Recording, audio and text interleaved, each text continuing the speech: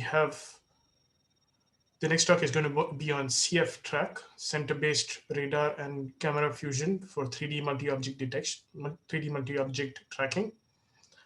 It's going to be presented by Ramin. Is Ramin here? Hi, yes. Perfect. You have the floor. All right. Let me share my screen.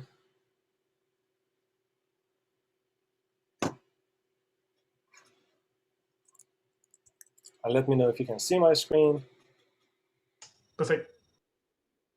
All right. So good morning, everyone, or good afternoon, depending on where you are. My name is Ramin Nabati, and I'm here to present a recent work, CFTrack, center-based radar and camera fusion for 3D multi-object tracking. This is work with me, Landon Harris, and Dr. Hiring Chi at the University of Tennessee, Knoxville. So a little bit background about autonomous driving and what problem we're trying to solve here. Autonomous vehicles have many subsystems, and the subsystems can be categorized into 4 categories. Basically, you have your perception system in an autonomous vehicle, you have your localization and mapping, path planning, and of course, your vehicle control to execute your commands. Now, the focus of this work is on the perception subsystem. So we're trying to figure out how we want to use multiple sensors in the perception system. Now, a perception system for autonomous vehicle usually has many sensors or different kind of sensors on the vehicle. As you can see, you have your cameras, your radars, more recently LiDAR, and also ultrasonic sensors. Now, having these different kind of sensors, you need to figure out a way to combine all the information to basically perform your task in your perception system. We're going to focus on radar and camera in this presentation and for this work. As you can see in this image, you can see a typical kind of data you get from autonomous vehicle. On the left, you see the image. On the right-hand side, you see the LiDAR and radar point clouds. Radar is shown in red. And you can notice that the radars are usually way more sparse than LiDAR point clouds. Now, the sensor fusion task is basically combining all this information and performing your specific task in your perception system. It could be object detection, object tracking, or many other tasks. Now, when we talk about sensor fusion, you usually can categorize different fusion algorithms based on the level of fusion you're performing. So what we usually call early fusion or data level fusion is when you fuse the data from sensors, when you basically get the data from the sensors. So they're raw data, they're not processed data, and try to fuse them to perform your task. That's, as I said before, called early fusion. You can go one level higher and do middle fusion or future level fusion, where you basically process some of the data you get from your sensors, could be your camera or radar or LiDAR, and you basically fuse the features together to perform your task. And finally, you can do a decision level or late fusion, where you basically do all the processing on one of your data streams and then combine the results. Now, the focus of this work is object tracking. So we want to basically see how we can use data from radars and cameras to help tracking objects in 3D in a driving scenario for autonomous vehicles. Now, the most common approach for object tracking is tracking by detection. And that's where you basically have an object detection network that might be off-the-shelf detection network you already have. That detector network provides the detections for you, and you just do the association in different timestamps. You basically want to get the results of your detection and associate them together so you can track your objects. One drawback of this approach is that the data association step kind of basically discards image features. So whatever features your detector network extracted from your image or your radar or any other sensors you have is just used for detection, and your tracker basically just looks at the decisions of this object detection network and doesn't see those features. Another approach is joint detection and tracking. And this is where you combine the tracking and detection algorithms into one network. So you basically, even when you're doing tracking, you can see and access those features that you've extracted in your detector, and basically have more information to work with and hopefully improve your tracking algorithm. Now, the work we're presenting today is very closely related to one of our previous works called CenterFusion, which is an object detection algorithm. So in CenterFusion, basically, you have a two-step approach for object detection using radars and cameras. The first step is just using the camera to do preliminary detection. And we do that using a center-based detection algorithm. Center-based detection algorithms are algorithms that detect objects by the centers, not basically, you don't have proposals and then bounding boxes. You basically detect the center of the objects and use that information to estimate bounding boxes for them. And then this kind of represents how it works. You have a fully convolutional network, and then using that fully convolutional network, you find the object's center points, similar to a Q-point detection algorithm, and then use those features to estimate other attributes of your detections, like the size of the object or dimension, if you want to do 3D object detection. The second step in that detection algorithm is radar association. So now that you have detections just based on your image, we have a radar association step that basically tries to associate radar detections to your object detection results from the image. And then once you have that association, using a method we call frostum association, you basically concatenate your radar features and your image features to improve your detection results. So this is our previous work, which basically was a motivation for this work. Now, for the tracking part, before we go to the tracking part, this is just the network that does that for us, right? A radar camera fusion algorithm for object detection, where you have your image going into the network and getting your preliminary detections. Then you have your radar data going into the network, and then they get associated to those detections that you got from your image. And once you have that association, you can map the radar features exactly to the right place on your image feature map. And that's the concatenation part. And once you have that information, you have that step taken care of, you can use that joint features from radar and camera to do a better object detection. Now, um, as I said, this work is about tracking. So how do we do tracking? So tracking is, there are, as I said before, there are many approaches, but what we're focusing on here is a center-based tracking. CenterTrack is an algorithm that is an off-the-shelf algorithm that exists, and it basically tracks objects based on their center point. So instead of having bounding boxes that you need to associate between frames, you have points that you need to associate. That makes tracking easier because you just need to basically associate 2 points together, and you don't need to deal with the size of the bounding boxes, whether they are 2D or 3D, to associate those objects. So the way this algorithm works is it takes the previous two images plus the already existing tracks as input and generates some offset estimation for your detections. So basically trying to estimate how much an object has moved from this frame to the previous frame.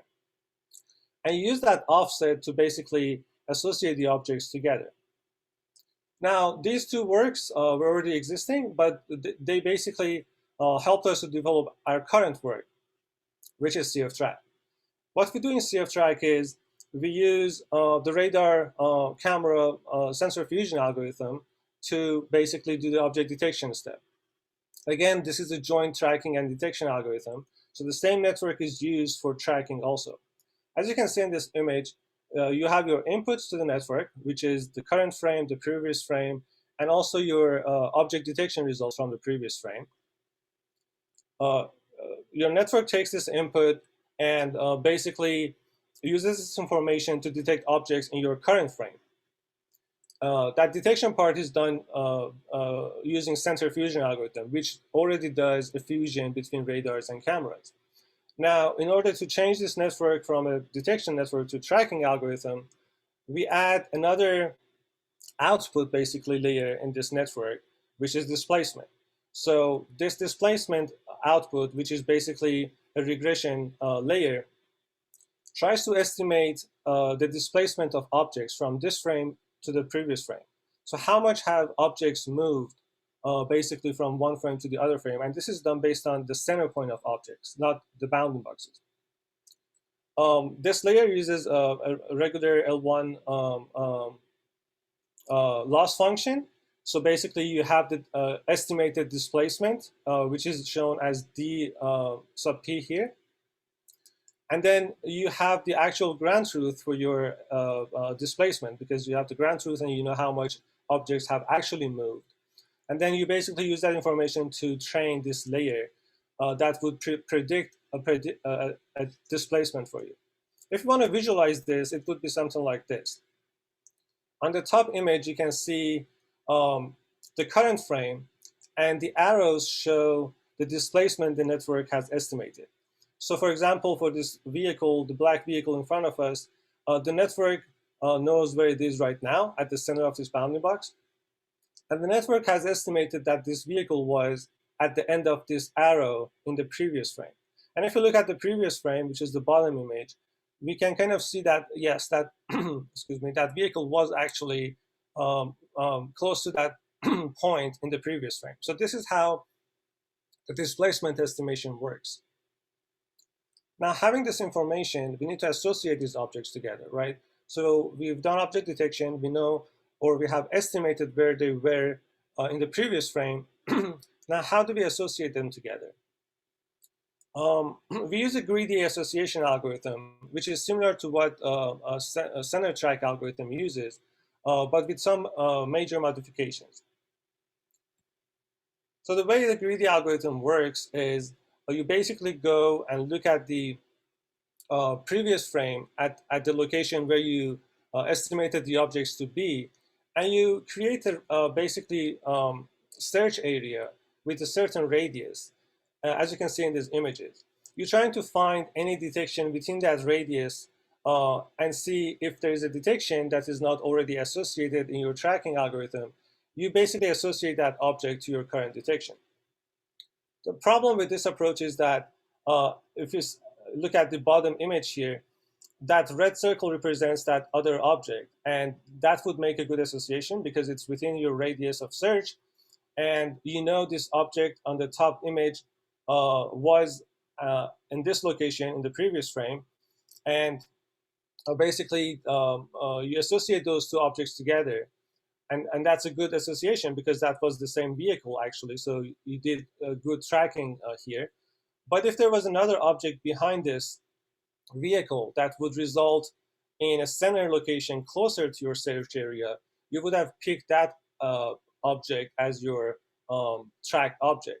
That would be an error. So instead of just using at the distance on the image to associate tracks together, we introduce other variables here. So we use the depth and also velocity of objects as well, not just the displacement.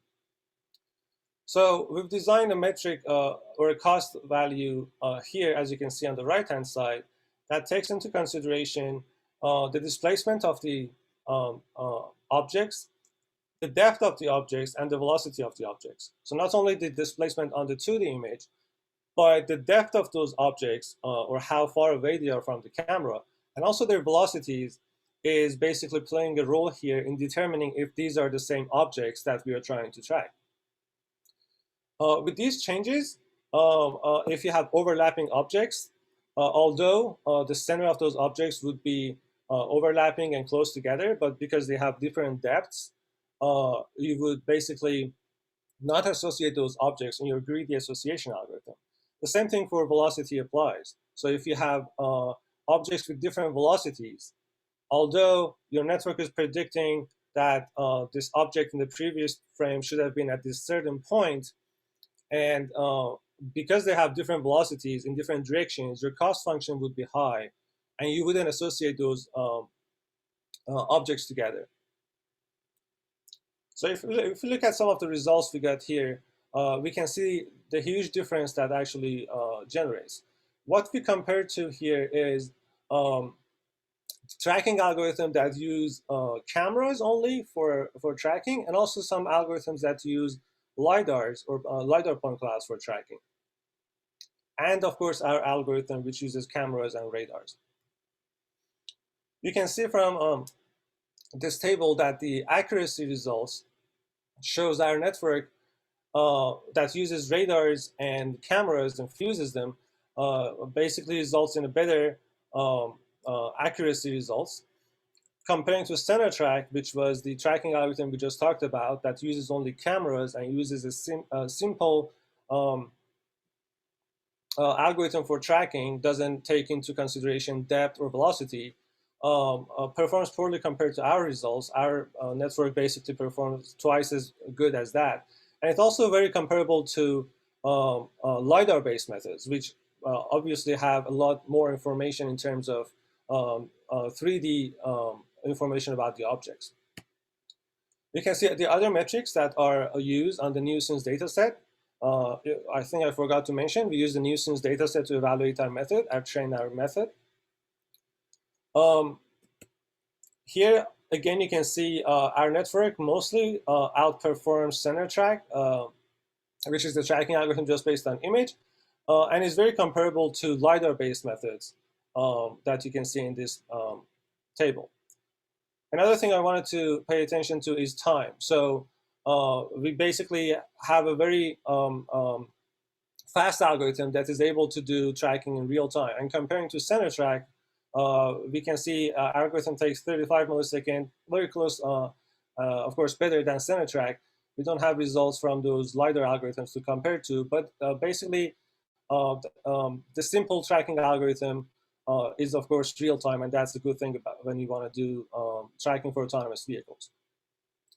And looking at the per class results for accuracy, you can see that the results here comparing to LiDAR-based methods and CenterFusion, where one place where our algorithm performs poorly is large objects. So if you look at the trucks, bus, trailers, which are larger objects, you can see we have lower results basically than the CenterFusion algorithm or the LiDAR-based algorithm. And that's one reason for that is large objects have multiple radar detections. So finding the right radar detection and associating it to that object is not easy because they have very different detection points on that large object. And that's one reason for error in the system that tries to basically associate radars and image-based detection. So what we're going to do in the future is, first of all, do an ablation study to investigate how much adding radar features have basically helped this algorithm versus how much adjusting that greedy algorithm and including depth and velocity has helped the algorithm. That's something we're currently working on, doing a full ablation study to study those different contributions of radars in this tracking algorithm. Also, our greedy algorithm, the cost function, has a different parameters that you can adjust, basically different weights you can give to the depth of the objects or velocity of objects, and how much those weights basically contribute in the performance of the algorithm. That's something we're studying right now for the full work of this work. Also, investigation of performance on large objects. So why do we have that lower performance on larger objects, and how we can basically improve that to get even better results. I think that's about my time. Thank you again for paying attention. And with that, I open the virtual floor for questions. Thank you, Ramin. So if there are any questions. So I would have a question. Stefan Schiffer here from FH Aachen University. I was wondering whether you considered comparing your results to well established but rather old methods like the Hungarian method, which would enable to kind of weight the different influences of the uncertainty that you have in the radar and the velocity knowledge gap that you have in the camera-based methods, and how you think you would compare to more sophisticated methods like the Markov chain Monte Carlo data association? We haven't done this study yet, but those are future approaches we can definitely take to compare to. One thing we wanted to do here, we wanted to focus on simplicity to get that basically real-time performance. So we're trying to find the simplest algorithm we can find for association, which is a simple greedy algorithm. It's not even an optimized greedy algorithm. It's basically the first detection you find that is closer to your search point is the one you go with. So a very simple association to get that real-time basically performance. Now we could go towards more complicated association algorithms like the ones you mentioned and see if we get still a real-time tracking algorithm or not. That could be definitely something we would consider in the future. If we can still keep the real-time performance and of course improve the results based on those algorithms, that definitely would be a good approach. Another reason we went with very simple association is that we actually implement these algorithms for we have competitions that we actually implement them on a vehicle and we actually need to perform in real time.